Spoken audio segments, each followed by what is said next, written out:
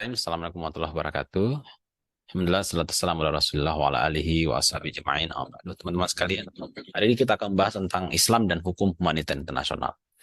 Nah, kajian tentang Islam dan humaniter internasional ini penting untuk kita bahas karena saat ini itu di lembaga-lembaga internasional termasuk di ICRC ya, International Red Cross ya. eh, itu yang banyak mengkaji tentang ini itu juga membahas tentang Islam dan hukum humaniter. Jadi mereka itu ICRC itu kan ini ya, eh, International Committee for Red Cross ya, itu eh, aktif mengembangkan atau mengkaji, termasuk meneliti tentang hukum hukum perang.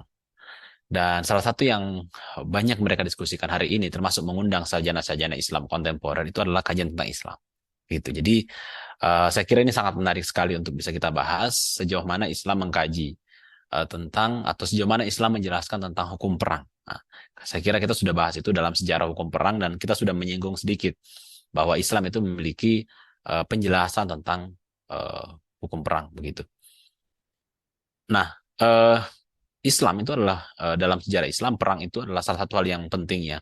Karena ada banyak sekali perang yang terjadi sejak era Nabi sampai kemudian Utsmani runtuh. Gitu. Utsmani runtuh itu salah satunya karena kekalahan-kekalahan dalam perang, ya.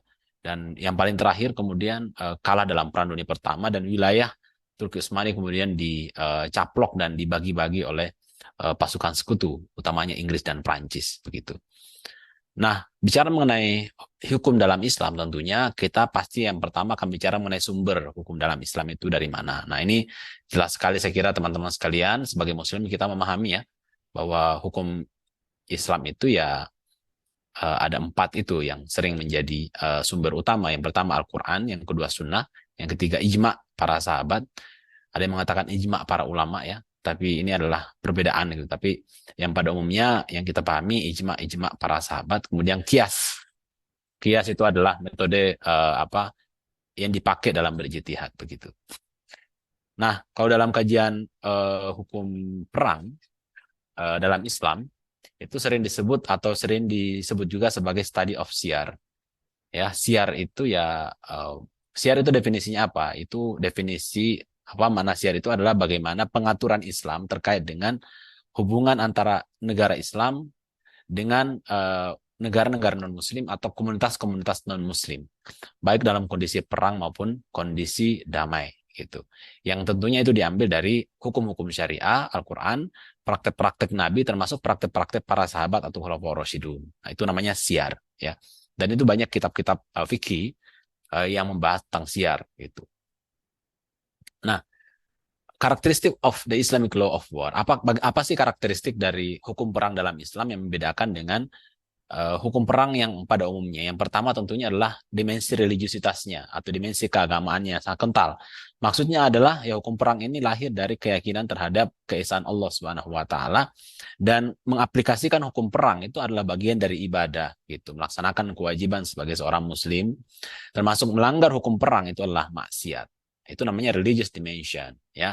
The instinct of Muslim to comply with it out of a desire to obey God. Ini bagian dari penghambaan kepada Allah Subhanahu wa taala. Nah, cuman menurut salah satu sumber yang saya referensi atau yang saya refer, yang saya rujuk itu yang menjadi tantangan buat hukum perang dalam Islam itu adalah masih berserakan ya, belum terbentuk dalam buku teks seperti sebagaimana hukum perang yang berkembang di barat hari ini gitu. Ya, itu berserakan dan tidak terkonsep secara sistematis sebagaimana buku-buku hukum perang yang kita pahami hari ini yang seperti yang juga saya bagikan kepada teman-teman semua. Jadi ada pengembangannya itu kurang kuat, kurang cepat atau mandek gitu. Salah satunya sebabnya ya karena saat ini tidak lagi negara Islam kan yang melakukan jihad gitu, yang melakukan hubungan-hubungan internasional yang betul-betul asasnya Islam. Itu yang menjadi. Kemudian the specificity of its context and sources. Jadi bicara mengenai hukum perang dalam Islam itu yang menjadi tantangan juga yang lain adalah atau yang menjadi karakter yang lain itu adalah apa namanya setiap fokus ke pendetailan-pendetailan. Misalnya kalau dalam hukum perang internasional itu kan yang ada hari ini itu kan ada beberapa prinsip ya, dan beberapa prinsip itu menjadi standar seperti prinsip apa namanya caution atau eh, apa namanya indiscriminate, kemudian apa unnecessary suffering dan seterusnya, itu menjadi paradigma untuk melihat apa yang boleh dan tidak boleh gitu. Nah, terkait dengan hukum-hukum perang dalam Islam itu ada hal yang sangat detail. Nanti kita akan lihat itu, hal-hal yang detail-detail itu. Jadi tidak selamanya, dan ini membedakan antara hukum perang Islam dan hukum perang internasional. Nah, kita akan melihat itu. Ya. Dan sumber-sumber dalam hukum perang Islam itu memang Al-Quran dan Sunnah, tapi itu kan dijelaskan oleh para ulama. Dan para ulama itu berbeda-beda pendapat tentang hal-hal tersebut. Gitu. Jadi sumber-sumbernya menjadi beragam ya. Ada ulama yang mengatakan boleh lo melakukan ini, ada yang mengatakan tidak boleh gitu. Dengan mengatasnamakan strategi kadang-kadang, kalau kita bandingkan dengan hukum perang modern, hal yang tidak diperbolehkan dalam hukum perang modern, kalau dalam Islam itu para ulama mengatakan, ya terkadang hal yang tidak dibolehkan pun menjadi boleh kalau memang sesuai dengan atau itu dibutuhkan untuk mempercepat penaklukan misalnya. Nah, let's see ya, mari kita lihat. Nah, bagaimana realitas dari perang? Perang seperti apa yang umat Islam atau yang pernah terjadi dalam sejarah Islam dan diakui oleh Islam gitu. Kalau dalam konteks hukum perang modern itu kan ada dua, international armed conflict dan non-international armed conflict kan. Itu yang kita lihat gitu. Nah, kalau dalam Islam itu ya sebenarnya juga kurang lebih sama ya kalau kita jabarkan gitu. Ada yang dimensinya internasional, ada yang dimensinya nasional. Tapi dengan bahasa lain, dengan bahasa yang lain. International armed conflict dalam konteks Islam itu adalah yang pertama jihad. Jihad itu apa? Jihad itu bukan muslim melawan muslim ya, tapi jihad itu adalah muslim melawan non muslim. Karena muslim melawan muslim itu bukan jihad namanya, tapi itu konflik atau perselisihan biasa. Jadi orang yang mati ya bukan mati syahid ya gitu kan. Itu beda modelnya gitu. Bahkan dalam Islam itu kalau orang muslim membunuh muslim, dua-duanya masuk neraka, ya kan? Apa namanya? Al-qatilu wal maktul finnar gitu kalau kira-kira. Pembunuh yang dibunuh pun masuk neraka semuanya karena sama-sama muslim. Kalau jihad itu makna spesifik perang perang muslim melawan non muslim. Itu international armed conflict. Wars between the Islamic State and non-Muslim belligerents. Negara Islam dan non-Muslim. Musuh non-Muslim. Nah, kemudian ada non-international armed conflict atau konflik bersenjata yang dimensinya lokal, domestik, non-international. Yang pertama adalah apa? Huruf al-riddah atau perang melawan para murtadin, orang-orang yang melenceng, orang-orang yang keluar dari Islam. Jadi dalam Islam itu, orang murtad yang kalau murtad satu orang nggak perlu diperangi, ya kan? Tinggal dibawa ke pengadilan, ditanya kenapa kamu murtad, dijelaskan kenapa. Kalau masalah ideologi kita meluruskan ideologi-ideologi yang salah misalnya. Tapi ketika mereka murtad itu berkelompok, bikin kelompok bersenjata dan melakukan perlawanan, maka mereka harus diperangi gitu. Diperangi, tapi ketika mereka itu sudah takluk, sudah nggak melawan, mereka baru dibawa ke pengadilan. Kenapa kalian murtad? Kalian diberikan waktu untuk berpikir untuk bertobat. Kalau tidak bertobat ya diberikan sanksi murtad dalam Islam gitu ya. Ada qital al-bughoh yang kedua atau perang melawan rebels or secessionists ya. Rebel itu adalah para pemberontak atau para separatis, secessionis itu separatis ya. Pemberontak itu apa? Pemberontak itu adalah kelompok-kelompok yang tidak puas secara politik misalnya karena kebijakan negara. Makanya mereka melakukan peperangan, mereka melakukan pemberontakan. Nah, bagaimana negara menyikapi mereka ya? Kalau negara menyikapi mereka, maka diperangi sampai mereka takluk, sampai mereka berhenti berperang atau sampai mereka itu tunduk dan tidak mau ikut berperang. Nah, eh apa namanya? Dalam konteks ini ya negara tidak boleh memberikan sanksi bagi muat mereka. Jadi sanksinya itu adalah memerangi mereka, tapi bukan untuk menghancurkan mereka, tapi untuk mendidik. Ya, memerangi untuk membuat mereka berhenti berperang. Habis itu sudah selesai. Ya, mereka itu diperlakukan dengan adil dan baik gitu. Termasuk juga para separatis. Jadi qital al-bughoh ini atau peperangan melawan para pemberontak ini, baik itu pemberontak yang tidak setuju dengan kebijakan pemerintah atau kelompok separatis, kebanyakan dari mereka itu kan kecewa dengan rezim misalnya ya, orang kecewa dengan rezim, ada yang ketidakadilan, maka mereka itu perang melawan mereka adalah perang untuk mendidik mereka, itu ya perang untuk menghentikan mereka dan kemudian mengajak mereka untuk kembali bersatu bersama-sama. Yang ketiga namanya hiroba. Hiroba itu apa?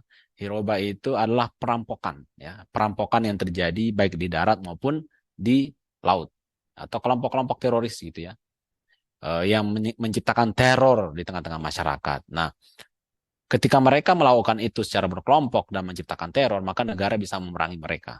Nah, namanya kital atau perang melawan hiroba. Benar juga kital al-khawarij ya, perang melawan kelompok-kelompok yang Muslim, tapi mereka memiliki interpretasi atau keyakinan atau paham yang berbeda dengan Islam, dan mereka memberontak tentunya, ya, mereka memberontak, mereka mengkafir-kafirkan orang, mereka melakukan pemberontakan bersenjata. Nah, eh, kemudian itu empat ya poin terkait dengan non-international armed conflict. Nah, kemudian kita masuk ke dalam aturan-aturan Islam terkait dengan hukum perang ya. Secara umum kurang lebih sama. Dalam hukum perang Islam itu ya ada perlindungan terhadap siapa dan apa yang boleh diperangi, kemudian strategi apa yang boleh dan senjata apa yang boleh atau tidak boleh dilakukan atau digunakan dalam perangan. Nah, secara umum sebenarnya Islam itu mengatur itu semua dan ada kemiripan-kemiripan antara aturan Islam dengan aturan hukum perang kontemporer. Nah, ya kan? Padahal Islam itu 1000 tahun lebih lebih tua daripada hukum perang kontemporer gitu. Tahun 600-an dan tahun 1900-an, 1800-an, 1900-an itu kan 1000 tahun gitu. Nah, apa namanya? Ini adalah ayat atau firman Allah Subhanahu wa taala yang mengatur tentang eh, memberikan kerangka religius atau normatif ya terkait dengan hukum perang. Wa qatilu fi sabilillahil ladzina yuqatilunakum wa la ta'tadu innallaha la yuhibbul mu'tadin. Berperanglah kalian di jalan Allah terhadap orang-orang yang memerangi kalian, wala ta'tadu, tapi janganlah kalian berlaku melampaui batas. Innallaha, sungguhnya Allah la yuhibbul mu'tadin, tidak menyukai, tidak mencintai orang-orang yang mu'tadin, orang-orang yang berlebih-lebihan di dalam peperangan. Berlebih-lebihan itu seperti apa? Ya membunuh serampangan, menyerang serampangan, ya kan? Nah, ini masuk dalam kategori unnecessary suffering, ya kan? Melanggar prinsip proporsionalitas, unnecessary suffering, indiscriminate. Itu kan semuanya berlebihan kan? Itu semuanya itu prinsip-prinsip yang ada hubungannya dengan keterkaitannya berlebihan. Ini hadis ya, don't kill an age person, jangan membunuh orang tua, a young child or a woman, anak-anak atau perempuan. Don't kill children or the clergy, jangan membunuh anak-anak dan para apa namanya, para clergy itu para pendeta. And don't kill children or usafa, ya, jangan membunuh anak-anak atau orang-orang yang lemah, ya, orang-orang yang lemah yang tak berdaya gitu, mungkin orang lumpuh dan seterusnya. Jadi Islam mengatur banget gitu ya, nggak boleh nyerang orang sembarangan, apalagi orang-orang yang tidak ikut terlibat dalam peperangan gitu. Abu Bakar As-Siddiq misalnya mengatakan, don't kill a child or a woman or an aged person, don't cut down fruit bearing trees, jangan menebang pohon yang sedang berbuah, destroy buildings, menghancurkan bangunan-bangunan, don't slaughter a sheep, jangan jangan slaughter itu menyembelih hewan, domba, or camel except for food, kecuali untuk makan. Jadi jangan bunuh sembarangan, ditembakin sembarangan gitu. Don't burn or drown palm trees, jangan memotong, menebangi palm trees, pohon palem, pohon kurma. Ya, don't loot, dan jangan menjara. And do not be cowardly, jangan berkhianat ya. Jangan melakukan pengkhianatan gitu. Jangan bersifat munafik, berbohong dan seterusnya. Nah, berarti ini prinsip-prinsip yang sudah ada sejak 1000 tahun yang lalu, teman-teman sekalian. Umar bin Khattab juga mengatakan, fear in God in farmers. Jangan membunuh para petani. Don't kill them unless they fight against you. Kecuali mereka memerangi kamu, barulah kamu memerangi mereka. Makanya dalam Islam juga ada prinsip combatant dan non-combatant. Ada yang prinsipnya tentara dan non-tentara gitu.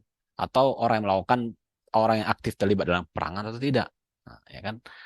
Nah, terkait dengan bagaimana strategi atau praktek-praktek dalam peperangan, maka Islam juga mengatur ya, bahwa dalam peperangan tidak boleh menggunakan strategi yang itu bisa me-endanger, bisa membahayakan kehidupan para sivilian, memblokade atau mengembargo, memblokade masyarakat misalnya, kemudian membuat mereka kelaparan, mati, lemas, makanan tidak cukup dan seterusnya. Tapi ada penekanan ternyata di sini ya.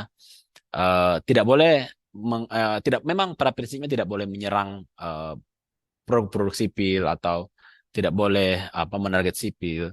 Nah, cuman ada keterangan bahwa otherwise dictated by military necessity, kecuali memang bagi para komandan atau para pemimpin politik menganggap bahwa tidak ada jalan lain kecuali harus melakukan itu gitu. Tapi dengan tetap mempertimbangkan batasan-batasan ya, batasan-batasan. Nah, ini akhirnya sangat menjadi debatable ya teman-teman sekalian. Karena ini ada contohnya nih, Nabi itu pada saat melakukan penaklukan atau melakukan pengepungan terhadap sebuah Bani Nadir kalau tidak salah di Yahudi Madinah, dekat Madinah itu ada untuk memaksa mereka tunduk, itu kebun-kebun korma mereka dibakar ya, untuk memaksa mereka tunduk sehingga mereka tuh menyerah gitu. Nah, itu untuk mengurangi ongkos perang dan kemudian membuat mereka tunduk dan takluk secara cepat. Jadi kecuali military necessity. Nah, siapa yang memutuskan ini necessity atau tidak? Siapa yang memutuskan ini urgent atau tidak, mendesak atau tidak? Tentunya dilakukan musyawarah atau pandangan-pandangan para ahli tertentu gitu. Kemudian the enemy retreats inside fortification and one-to-one combat is not an option. Maksudnya ketika ketika para musuh itu masuk ke dalam benteng di mana di situ banyak sipil, maka tidak boleh melakukan perang karena itu akan menjadikan masyarakat sipil sebagai tameng gitu kan dalam peperangan, dan itu berpotensi menghancurkan atau membunuh para sipil. Nah, terkait dengan hal itu, para ulama itu berbeda pendapat. Ya, ketika musuh itu menjadikan masuk ke dalam kawasan masyarakat sipil untuk berlindung, bagaimana sikap kita seharusnya misalnya pada saat memerangi musuh dalam kondisi seperti itu. Ada yang mengatakan boleh melakukan senjata pelontar atau boleh menggunakan roket atau rudal untuk menaklukkan mereka atau bahkan membanjiri mereka. Tapi ada yang mengatakan tidak boleh, ya tidak boleh karena itu bisa merugikan dan bisa menciptakan kerusakan atau kerugian besar terhadap masyarakat yang tidak ikut terlibat perang gitu. Jadi poinnya adalah maqasid asy-syariahnya atau tujuan-tujuan syariahnya ini sebenarnya sesuai dengan visi perang atau tidak gitu. Makanya para ulama berbeda pendapat di situ. Ya, ada yang mengatakan ya selama untuk kepentingan memenangkan perang maka no problem.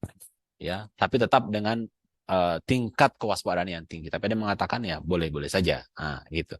Weapon for ini Mangonels itu adalah ketapel yang besar sekali, mengangkat batu yang besar sekali yang biasa digunakan untuk menghancurkan tembok, ya, menghancurkan benteng.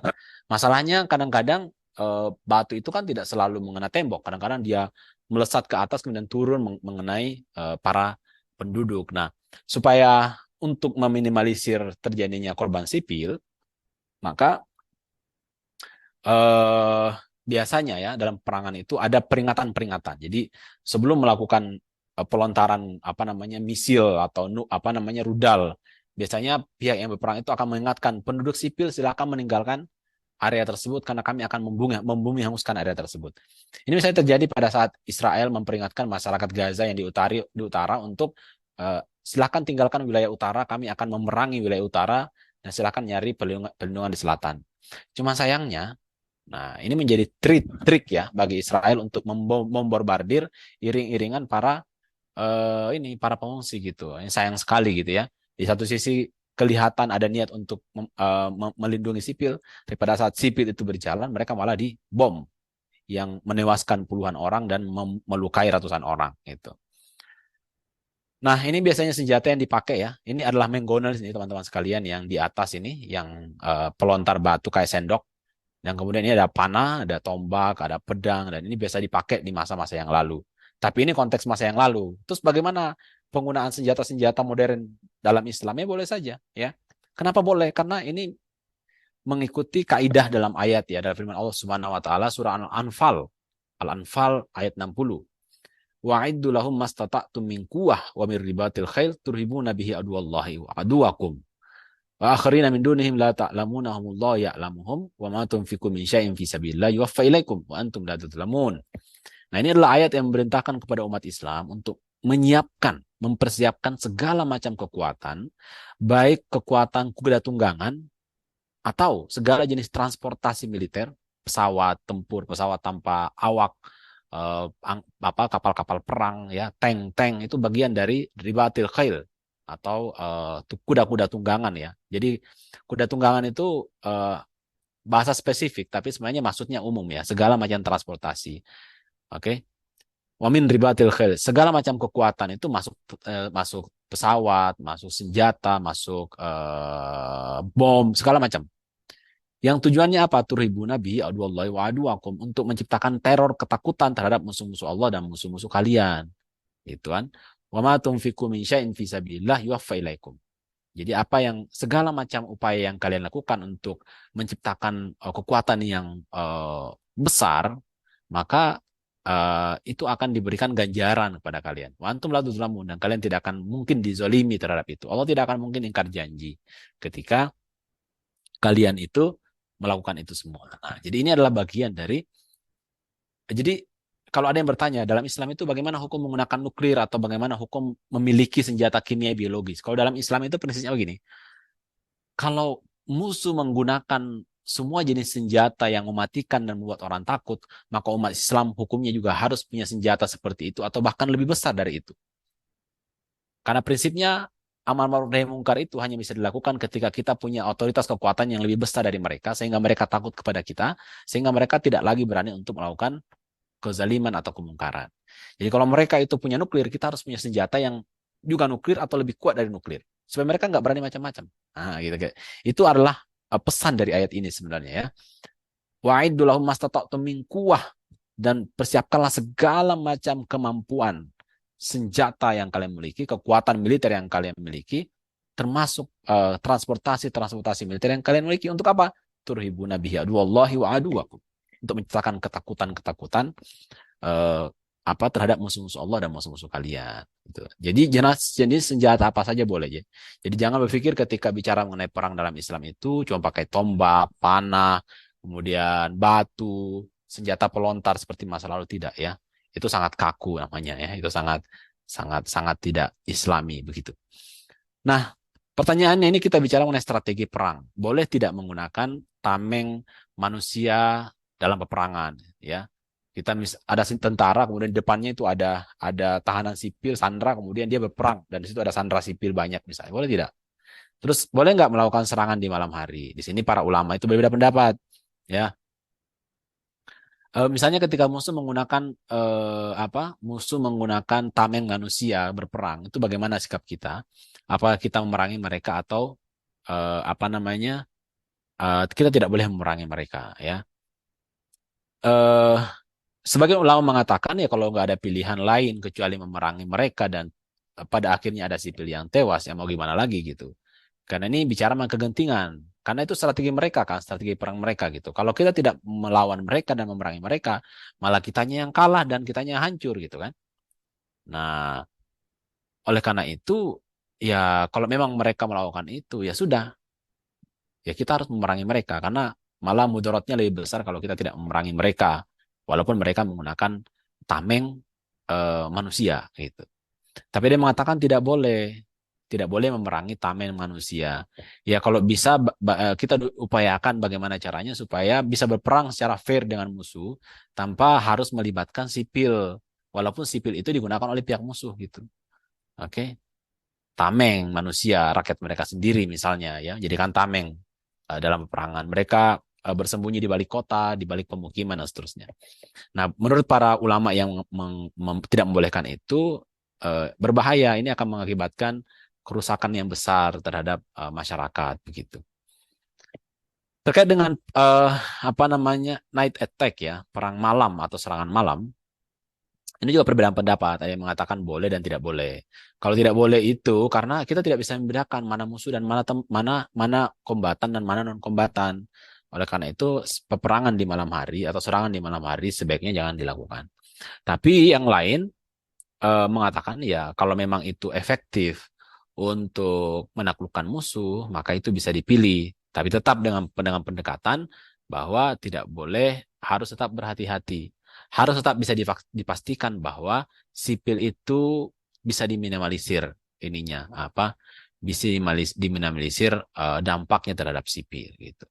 Cuma memang sebaiknya, ya, kalau menurut saya sebaiknya memang jangan perang di malam hari karena Apalagi pakai senjata modern, kalau kita nggak bisa tuh ya, agak susah akhirnya berlaku atau sesuai target gitu.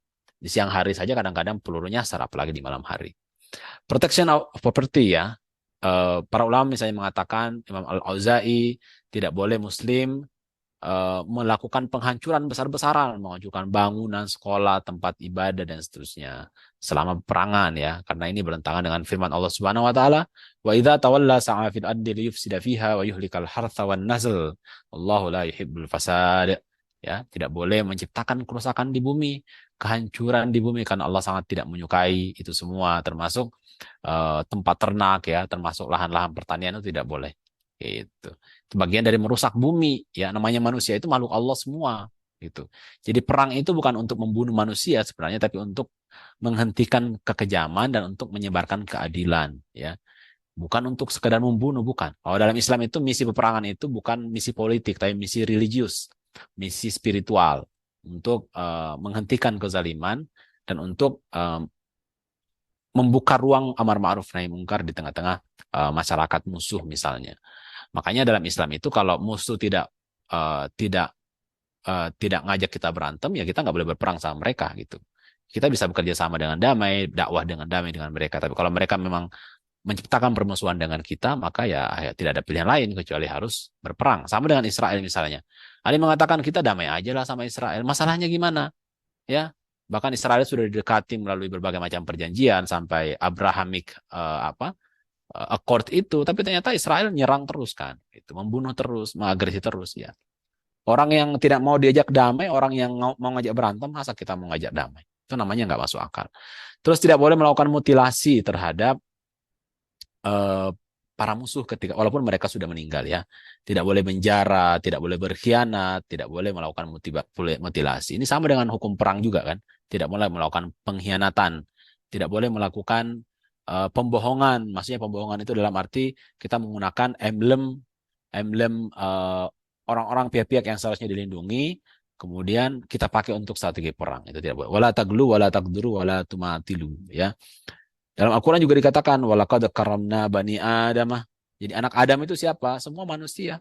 Ya muslim dan muslim, lawan ataupun kawan. Tubuh mereka itu milik Allah Subhanahu wa taala, ciptaan Allah. Ya, jadi jangan dipakai untuk menghina mereka, menghina tubuh mereka, menginjak-injak, motong-motong nggak boleh karena itu milik Allah Subhanahu wa taala.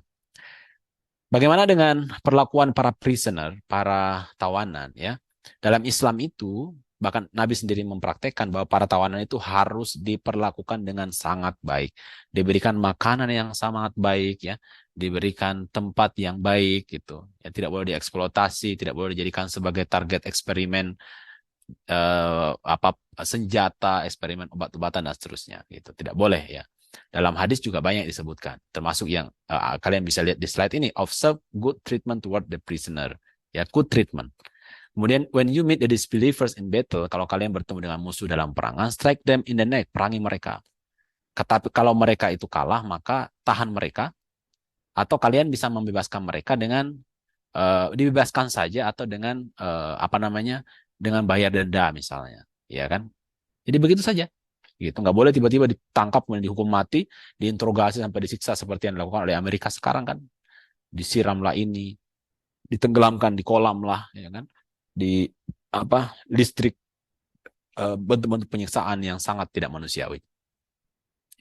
Gitu. Tapi dalam kondisi yang lain, ya, dalam kondisi yang lain, kadang-kadang memang hukuman mati itu diaplikasikan kepada para tawanan perang. Tapi ini tergantung kebijakan dari negara, melihat dari beban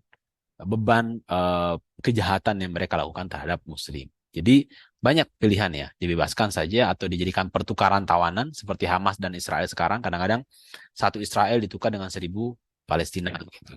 Itu sering terjadi. Atau bisa juga kalau di masa yang lalu ya, diperbudak mereka tuh yang ditangkap ya, atau mereka juga bisa eksekusi tergantung dari pengkhianatan mereka. Seperti yang terjadi dari Bani Quraidah ya, Bani Quraidah itu laki-laki yang berkhianat semua dieksekusi mati. Kenapa Bani Quraidah laki-lakinya banyak yang dieksekusi mati? Karena mereka itu membahayakan Madinah dalam perang Khandaq gitu. Madinah sudah terjepit ya oleh pasukan musuh, pasukan koalisi Quraisy. Kemudian tiba-tiba Quraiza itu mitra atau kerjasamanya Nabi itu kemudian melanggar janji, menghentikan perjanjian dan itu membahayakan eksistensi atau strategi perangnya Madinah gitu. Makanya diberikan sanksi yang keras dengan cara dieksekusi ya para pengkhianat tersebut. Quarter and safe conduct. Safe conduct itu aman ya. Maksudnya dalam Islam itu ada prinsip bahwa negara-negara non-Muslim, warga-warga mereka ya, negara non-Muslim yang tidak sedang berperang dengan negara Islam, maka warga mereka itu aman, tentram, boleh beraktivitas keluar masuk negara Islam. Termasuk negara yang sedang berperang tapi melakukan gencatan senjata, ya bisa melakukan perjanjian-perjanjian terkait dengan pertukaran atau terkait dengan masyarakat begitu. Terus ada juga quarter ya berkaitan dengan pengampunan atau misalnya orang-orang yang luka, tentara-tentara yang luka di wilayah umat Islam misalnya, atau masyarakat sipil yang ada di wilayah umat Islam, maka itu harus dilindungi dan diberikan mereka jalan untuk pulang ke negara mereka dan tidak boleh dijadikan sebagai sasaran strategi perang, dibunuh, dieksploitasi dan seterusnya. Bagaimana dengan orang-orang yang mati, ya? Ketika mereka, kalau di umat Islam tentunya mereka itu harus dimakamkan. Tapi kalau mujahidin itu kan tidak boleh dimandikan, ya, tidak perlu dimandikan, tidak perlu dipakaikan kafan, gitu ya. Bahkan tidak perlu disolati gitu ya. Karena jihad mereka itu sudah cukup untuk menggantikan semua itu. Jadi mereka tinggal dikuburkan selesai ya. Maka Nabi mengatakan tidak perlu dikafani, tidak perlu dimandikan. Itu karena nanti darah-darah mereka itu akan menjadi saksi dan akan sewangi kasturi kalau tidak salah ininya hadisnya. Nah, sementara orang-orang musuh-musuh Islam, orang-orang kafir misalnya dalam perang itu bagaimana memperlakukan mereka, dipulangkan kepada kelompok mereka, atau kalau tidak ya umat Islam harus menguburkan mereka secara baik. Jadi secara umum teman-teman sekalian, prinsip-prinsip hukum perang dalam Islam itu kurang lebih sama, dan visi dan misinya semangatnya kurang lebih sama dengan hukum perang modern. Distinction, ada perbedaan antara siapa yang boleh dan tidak boleh diperangi. Precaution, harus ada kehati-hatian gitu ya, jangan asal tembak. Makanya ada diskusi tentang penggunaan senjata penghancur tembok, nuklir, rudal gitu ya. Boleh tidak itu ada. Kenapa? Karena ada kehati-hatian, proporsionalitas ya. Sejauh mana kita melakukan perang gitu. Kalau memang sudah takluk ya udah nggak usah dihancurkan lagi gitu kan. Karena itu takutnya nanti menghancurkan atau membunuh banyak sipil atau orang-orang yang tidak bersalah. Unnecessary suffering, tidak boleh menciptakan strategi yang itu membuat masyarakat itu menderita, blokade yang lama dan panjang, memutus pasokan-pasokan kebutuhan dasar mereka. Ya. Walaupun ada yang mengatakan boleh-boleh saja untuk kepentingan strategi perang. Tapi saya kira Islam itu tidak sejahat itu ya. Apalagi berbulan-bulan, berhari-hari dibombardir kayak di Israel sekarang, diblokade, dibombardir tanpa ampun, sampai rumah sakit juga dibombardir. Itu kan jadi tidak fair ya. Bahkan lebih beradab Rusia, saya kira. Rusia itu tidak sebanyak itu dan tidak sehancur itu gitu. Masyarakat masih bisa punya waktu untuk ke rumah sakit lah. Mereka tidak diblokade pasokan makan dan minum mereka gitu. Jadi Rusia masih lebih manusiawi daripada Israel. Dan ada human treatment ya, atau ada perlakuan yang manusiawi kepada orang-orang, pada musuh, baik pada sipil dari kalangan musuh. Nah, ini poin terakhir ya teman-teman sekalian. Tantangan atau problem dalam kajian Islam dan hukum humaniter itu ada beberapa poin. Yang pertama adalah kajian tentang ilmu siar atau ilmu perang atau hukum perang dalam Islam itu masih sangat tergantung pada tes-tes klasik di masa lalu. Tes-tes klasik di masa lalu yang datang dari ulama-ulama di masa lalu, sehingga dan kurangnya akademisi di masa sekarang yang berkontribusi untuk mengembangkan itu. Di Indonesia yang saya kenal itu teman saya di UGM itu S3-nya itu tentang hukum perang, dia dosen hukum ya, hukum, dan dia banyak nulis tentang hukum internasional dan khususnya terkait dengan hukum internasional atau hukum perang dan Islam, itu banyak boleh nulis tentang itu. Dan saya kira yang saya tahu yang banyak nulis dan banyak publikasi tentang itu teman saya itu. Gitu. Sayangnya dan itu tidak ada pengembangan ya. Makanya teman saya itu sekarang mendedikasikan risetnya untuk pengembangan hukum perang dalam Islam. A lack of research by Muslim scholars. Jadi kurangnya perhatian dan kurangnya penelitian bagi umat Islam atau ulama-ulama Islam atau cendekiawan Muslim terkait dengan hukum perang, terkait dengan sistem pemerintahan, perang dan hubungan internasional, ya, yang itu bisa relevan dengan konteks-konteks yang ada hari ini, gitu. Sehingga akhirnya hukum perang dalam Islam itu belum bisa diaplikasikan secara lebih apa namanya, belum bisa menyamai kedudukannya dengan hukum perang modern, ya, gitu kan. Kemudian yang ketiga adalah apa namanya, ada hanya kelemahan ya, kelemahan kemampuan riset di dunia Islam, ya, masalah logistik keuangan yang terbatas, dukungan politik yang kurang, yang buat akhirnya pengembangan keilmuan secara umum juga sebenarnya itu menjadi tidak cepat begitu atau terhambat. Padahal sebenarnya teman-teman sekalian, Islam itu sangat kaya sekali terkait dengan aturan-aturan ini gitu. Dan memang yang menjadi problem itu kan seharusnya yang punya kemampuan untuk menggali ini semua orang Arab. Karena kitab-kitabnya, sumber-sumbernya itu kan Arab semua gitu. Dunia Islam itu atau umat Islam yang belajar bahasa Arab, yaitu tidak dan kurang sekali ada yang concern terhadap hal ini, ya kan? Di Arab saja saya mencari jurusan-jurusan hubungan internasional di kampus-kampus Islam di Arab, di Mesir, di Madinah, itu tidak ada. Malah yang ada itu di American University of Cairo, of Lebanon, ya, mana American University yang berbahasa Inggris tentunya yang ada HI-nya gitu. Saya mencari yang Arab-Arab itu tidak ada HI-nya malah gitu. Padahal kan ini juga penting karena ini berkaitan dengan uh, politik internasional dan hukum internasional. Kalau umat Islam tidak mengembangkan ini, tidak memberikan alternatif gagasan dalam kajian Islam, maka ya kita akan terus dinominasi, terus berkiblat sama Barat. Padahal Islam itu punya kontribusi besar dalam sejarah terkait dengan pengembangan peradaban umat manusia. Nah, demikian teman-teman sekalian, mudah-mudahan bisa memberikan pengantar ya sedikit terkait dengan bagaimana hukum perang dalam perspektif Islam.